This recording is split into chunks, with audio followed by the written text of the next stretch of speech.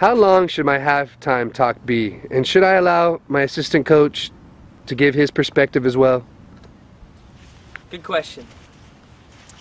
Well, it's going to vary from game to game because of the tactics that you're trying to explain to your players at halftime, depending on what happened in the first half.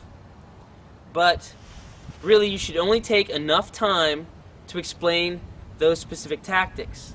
If you've got 15 minutes and you take 15 minutes because you have that time just to continue to speak, well, you're probably missing the point about what's supposed to be happening. You really just should be preparing your players for the challenge and the battle of the second half and what it will take to achieve your objectives, whatever they may be.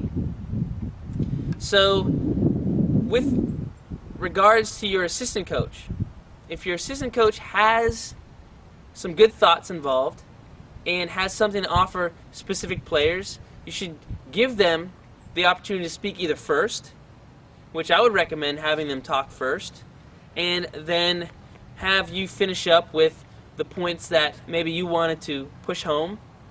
But it's also important to 5 or 10 minutes before halftime to discuss it with your assistant coach on what topics he should take and what topics you should take.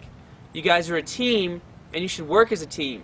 If you're not using your assistant coach for whatever reason at halftime to push out information, maybe even to just some individual players, if you say, hey, okay, I want you to talk to the strikers and make sure that they're focused on checking their runs and then spinning off and finding a run behind the defense, and maybe talking to the midfielders and making sure that they connect, and that is his specific objective, give him that job. Give her that job.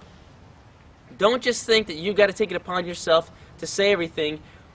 Being a head coach is also about delegating some authority to the people who are there to help out. So only take as much time as needed to get the players to the place where they understand what their objectives are. If you see in the first 5 minutes that eyes are averting and maybe their attention is falling off, then maybe you should shorten up that thought process that you're trying to convey, because you really want them to be fresh in the game mentally in the second half.